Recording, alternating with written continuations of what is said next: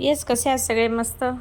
Yes, मी पण मस्त. आपल्या स्वागत आहे आपल्या नवीन व्लॉगमध्ये तुमचं. येस, गावावरून ह्या पावट्याच्या शेंगा आणि घेवड्याच्या शेंगा आल्या होत्या. बघू शकता तुम्ही. मस्त इथे पावटा साफ करून घेतला आहे. घेवड्याच्या शेंगासुद्धा साफ करून घेतल्यात. किती फ्रेश आहे भाजी. 2 दिवस झालेत भाजी घेऊन, पण अगदी फ्रेश आहे भाजी. बघू शकता तुम्ही.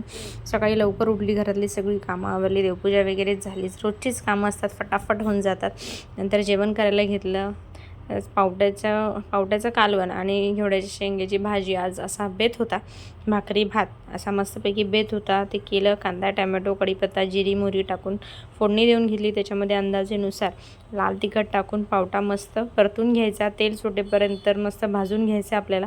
त्याच्यानंतर त्याच्यामध्ये दाण्याचा कूट घालून परत एक 5 मिनटं आपल्याला वाफवून घ्यायचं आहे. चांगलं तेल सुटतं त्याला. त्याच्यानंतर आपण गरम पाणी घालू शकता किंवा गार पाणी घालू शकता आणि मस्त असं एक 10 ते 15 मिनटं उकळी घ्यायची आणि मस्त असं आपलं कालवण रेडी होतं. तुमच्याकडे काय म्हणतात? आमटी म्हणतात, कालवण म्हणतात, ते कमेंट बॉक्समध्ये मला नक्की सांगायचं आहे. येस, बघू शकता तुम्ही. तुमच्याकडे पावट्याचं कालवण, पावट्याची आमटी कशी करतात हे मला सांगायचं आहे. येस, मी बाकी कालवण खोबऱ्याचा मसाला घालून करते, पण हे कालवण मी गावचं पावटे असतील तर मी दाण्याचा कूट घालूनच करते. अगदी छान होतं कांदा टोमॅटो वगैरे टाकून. येस, इथे उकळी आलेली आपल्या पावट्याचं कालवण रेडी आहे. आता आपण घेवड्याची शेंग बनवायला घेऊया. ती पण सगळी साफ करून स्वच्छ धुवून घेतलेली आहे. ती पण कांदा टोमॅटोमध्ये मस्त अशी परतून घ्यायची. जिरी मोहरी टाकून फोडणी देऊन घ्यायची अंदाजानुसार. पण ही फक्त तेलावरती आणि वाफेवरती वाफवून घ्यायची. अजिबात ह्याच्यात पाणी टाकायचं नाही आहे. अगदी अप्रतिम लागते टेस्ट. बघू शकता तुम्ही.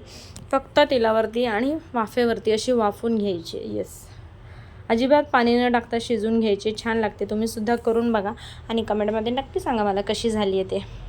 येस, तुमच्याकडे गावावरून काय काय भाज्या येतात हे मला नक्की सांगायचं आहे. तुमच्याकडे येतच असतील ना, गावची माणसं पाठवतात आपल्याला, आपुलकीने पाठवतात. येस, इथे माझं जेवण रेडी आहे. येस, बघू शकता. येऊ शकता जेवायला आणि येता सबस्क्राईब करायला विसरायचं नाही आहे. या जेवायला. मस्तपैकी असा गावठी बेत आहे.